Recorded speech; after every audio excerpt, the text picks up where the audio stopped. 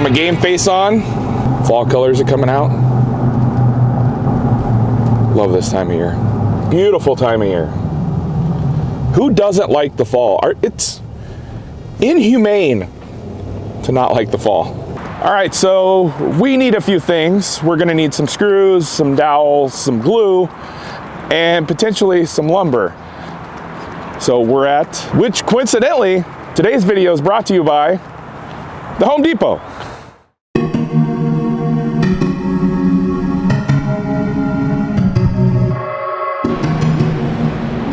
People tell me I have a striking resemblance to the Grinch. I don't see it. Maybe I see it a little. We're gonna use some of these GRK fasteners. Yes. Perfect. Dowels. So what I want is a dowel that's going to be covered by that.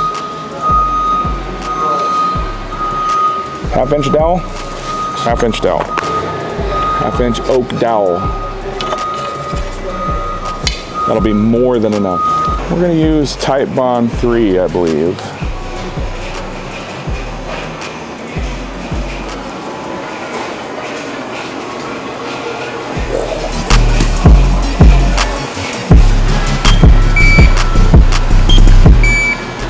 Thank you for shopping at the Home Depot.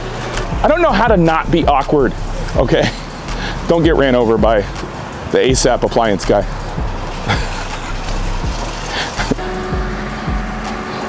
Oh wait, there's a big boy. How come wood is so expensive? Why can't it be free? I mean, it just grows on trees. Hey, what's up everybody? My name's Daniel and welcome back to my shop. This week, we're gonna be making a little shelf system for the bathroom or dining room or wherever you put a shelf, really. And I was lucky enough that my friends over at the Home Depot sent me a nice tool to use and showcase in the video. So in the kit, we have the Milwaukee M18 fuel brushless impact driver with a 5 amp hour battery and the Milwaukee fuel brushless M18 hammer drill, also with a 5 amp hour battery. And of course, it also comes with a battery charger, and it's also M12 compatible, so that's cool. I'm super excited to have these tools in my shop. Once again, thank you to Home Depot for sending these out to us. Without further ado, let's get to work.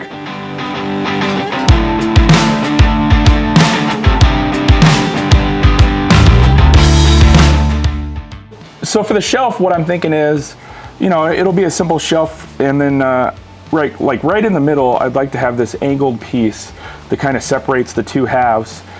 And then we'll have shelves. So this shelf will be like 1/3 of the way up. This one will be 1/3 of the way down. And it'll look something like this. It'll be kind of like a, it kind of has a Z in there. So we'll call it a Z shelf. Yeah, Z shelf. Zorro shelf. Done. This is ash.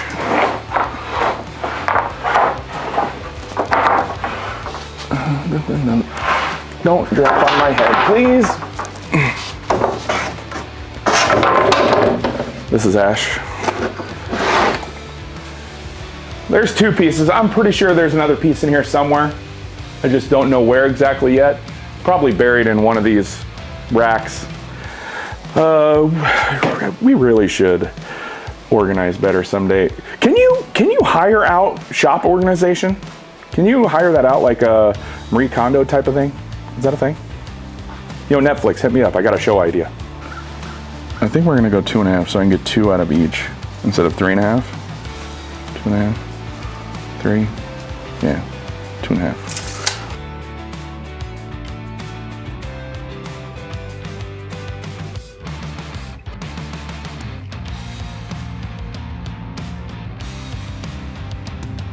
I could have walked over there and turned it on, but you know, why do I not use the remote?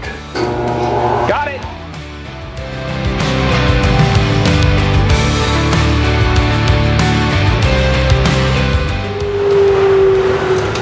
Come on. I think I'm gonna take them to the jointer, joint a really nice smooth edge on it, and a face, and then we'll take it to the table saw, and the planer, and yada yada. You know the drill by now.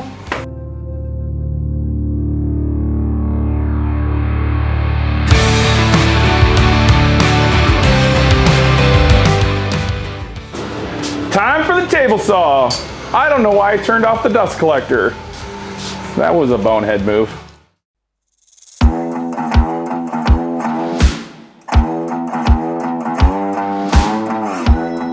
Now it's time to run them through the planer and get them a nice even thickness. We saved this and put it in our salads for fiber. No, we don't. One of these days, I'm gonna make a better system for this. But until then, I just deal with the default DeWalt dust collection system, which is just a bag.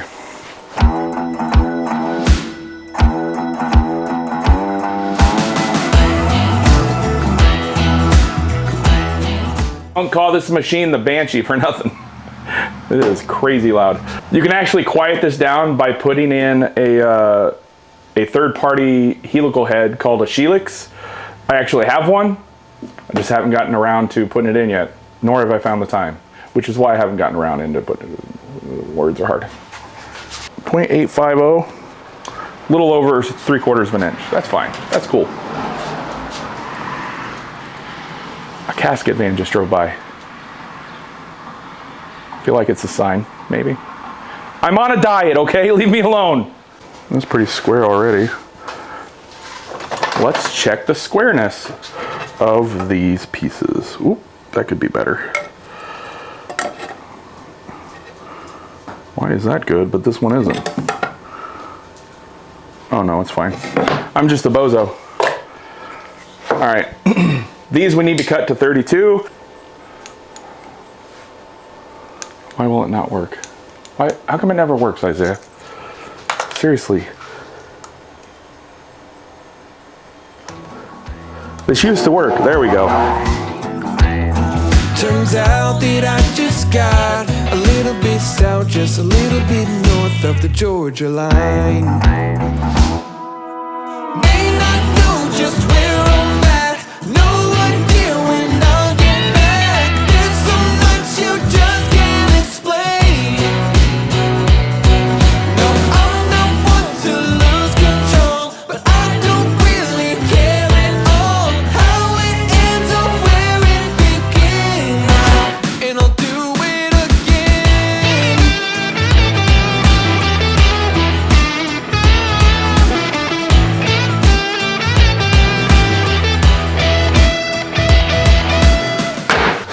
So, I'm just moving stuff around here. I have no idea what I'm doing really. All right, we're making a line. I'm not the smoothest line maker. We really don't need the line to go all the way across. We're gonna drop in 2 screws, about 1 inch in. So we'll put this at 1 inch. I feel like that's too much. That doesn't look right. 3/4 of an inch would probably be right. We're doing this on the fly. Hey, I found my pencil. Right by your foot. All right, 3/4 of an inch. On all these boards, not all these boards, just the 2 longer ones actually. Like so. Dun, dun. And then we'll do 3/8, that's half a 3/4. Why? Because I got to, Mr.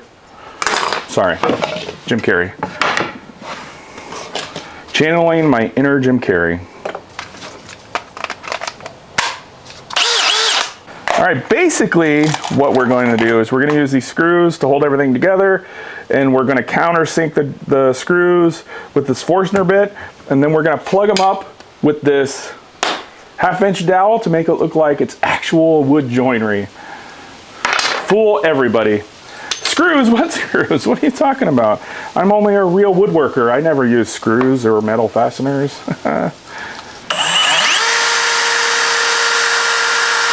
Oh, that is not sharp. I need a better Forstner bit. That thing is dull AF.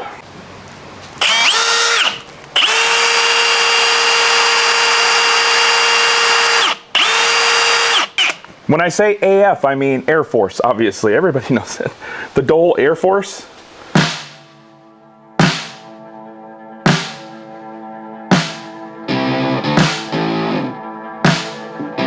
I'm gonna put a clamp across there real quick to hold everything in place while I pre-drill.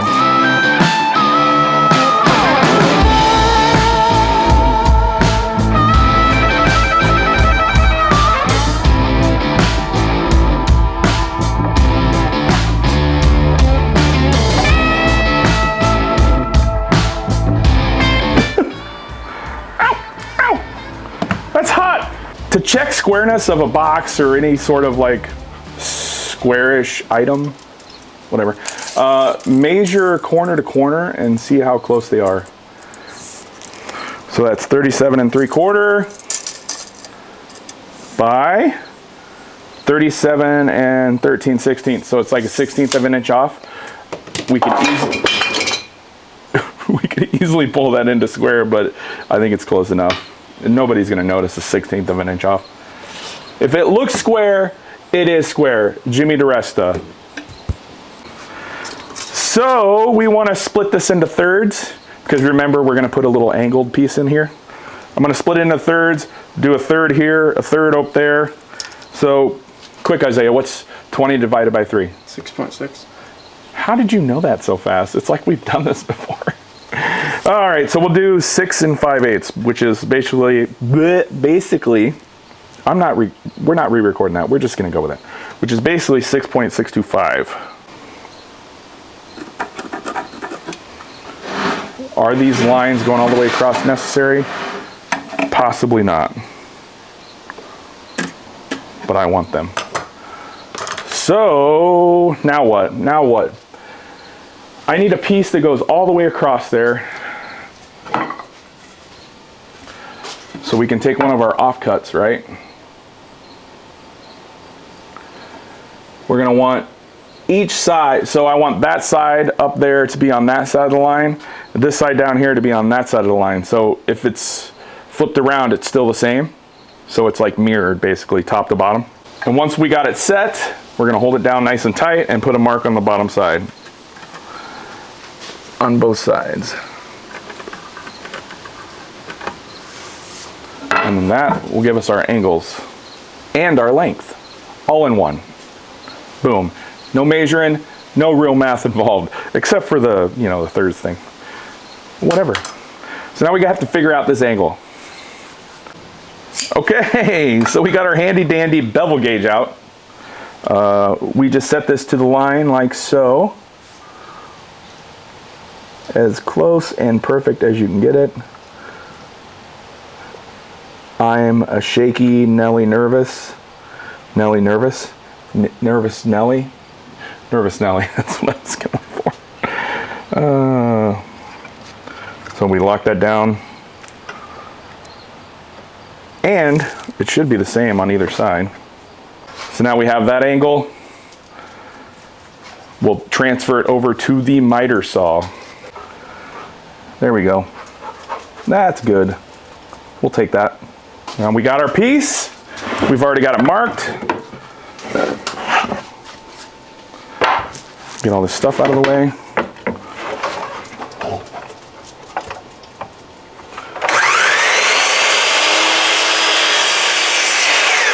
Test piece.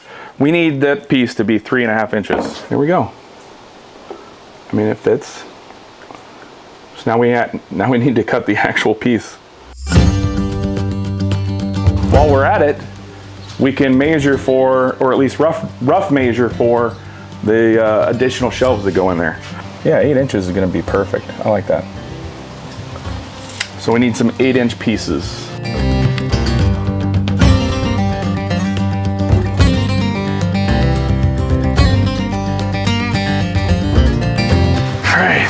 We got to run these through the planer and the jointer just like we did with the other piece.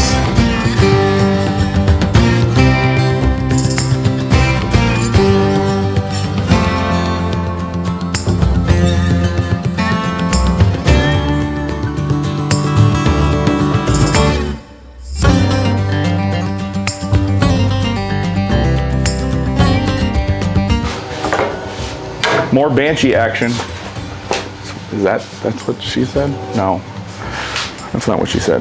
I don't know, these might be too short to go in there. We might have to put those in the drum sander, which is fine.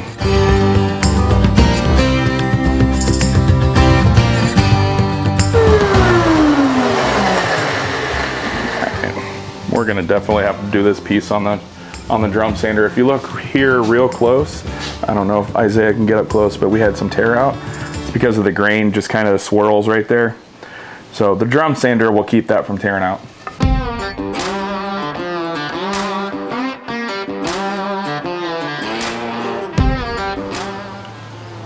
No pencil, no pencil. Of course there's no pencil.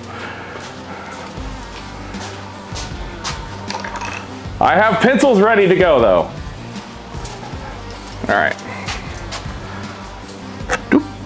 And the same on the other side. And now we cut. What happened was dust has gotten worked up underneath there, and it's raised the lip of the zero clearance insert that I made. So I need to pull that out, clean out the dust. And while I'm at it, put a new insert in, because you know what? I make them and I sell them. So if you're interested in a zero clearance insert for your miter saw, hit up my Etsy store. Link down below. Oh yeah, look at all that crap in there.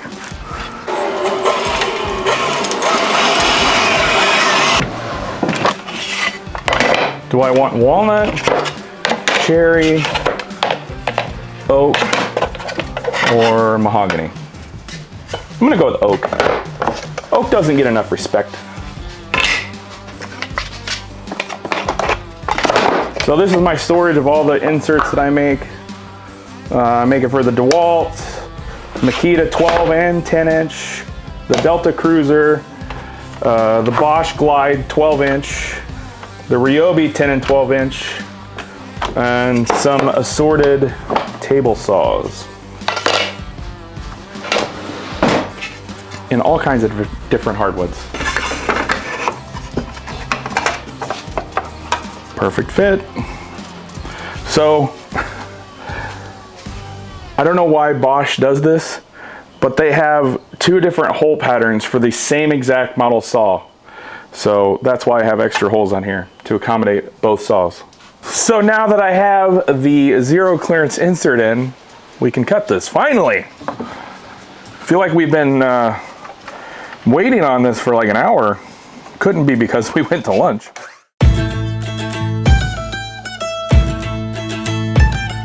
Nice and clean.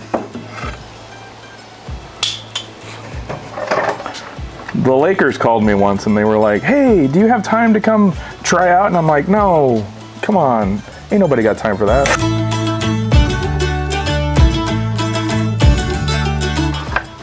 Let's try it again. There we go. Oh, you didn't get that shot. Okay. Oh, yeah. Actually fits pretty well. Fits pretty dang well, actually.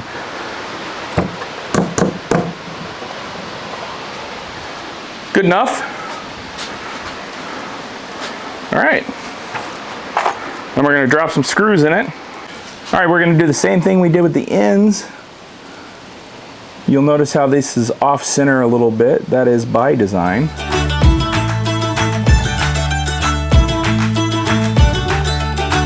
So this angle that we have set up over there should be the same for that side, for the inside. You'll see.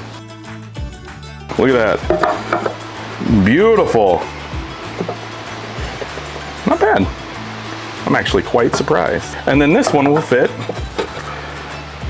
and should have the same gappage, or close to anyway.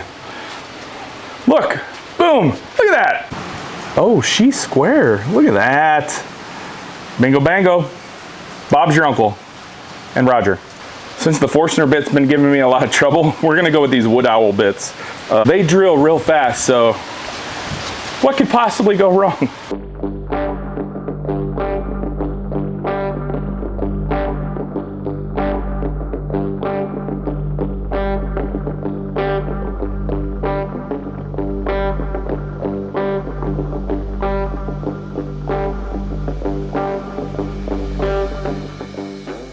Rebecca's your uncle.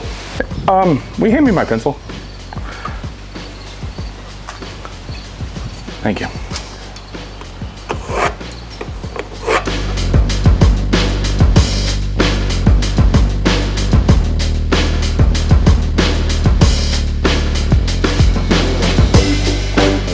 If only I had a third drill, I wouldn't have to go back and forth between this bit and this bit. Where could one get a new drill, Isaiah? Home Depot. Yeah, I think so. That's a very accurate statement.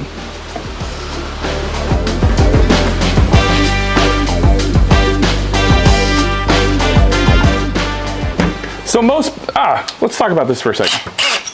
Most people, when they tighten down a bit, they don't know what they're doing. You can tell by the fact they don't know what they're doing. They'll pull the trigger and try to hold onto the chuck like that and make it tight. But that's not how you do it. See? You get in there, well, you get it in here and you just get it tight enough to where it's not wiggling around, and then you tighten it like that.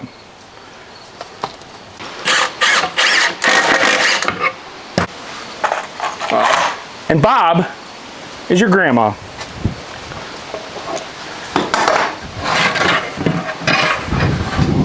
We are 92% done, 92.3% according to my math.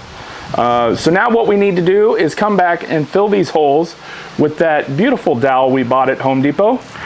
And nobody will know that we use screws.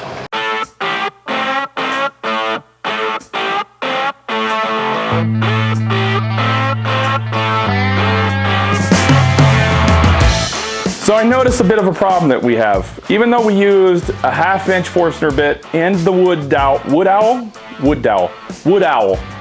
Regardless, we used 1/2-inch drill bits. And we bought 1/2-inch dowels. Well, the dowels are just a little too big. So we're gonna have to sand these by hand. Fun.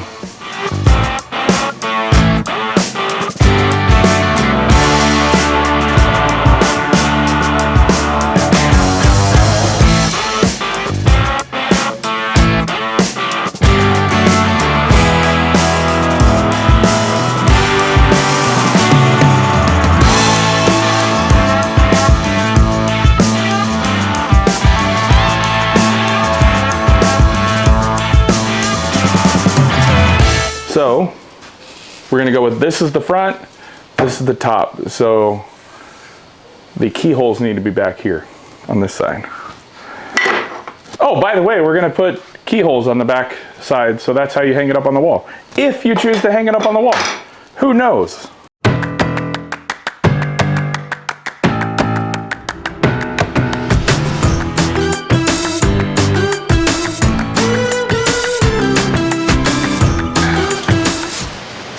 So this turned out really great. You can build something without fancy joinery and glue, for that matter. You know, you just gotta hide your screws with dowels. Anyway, I wanna say thank you once again to Home Depot for sponsoring this video and for sending me these awesome tools. Really appreciate it. Everybody who knows me knows I'm a huge fan of Milwaukee, so that was an easy yes. If you like what you saw, I'd appreciate it if you left a comment, a thumbs up, or even subscribe. Until next time, be kind to one another.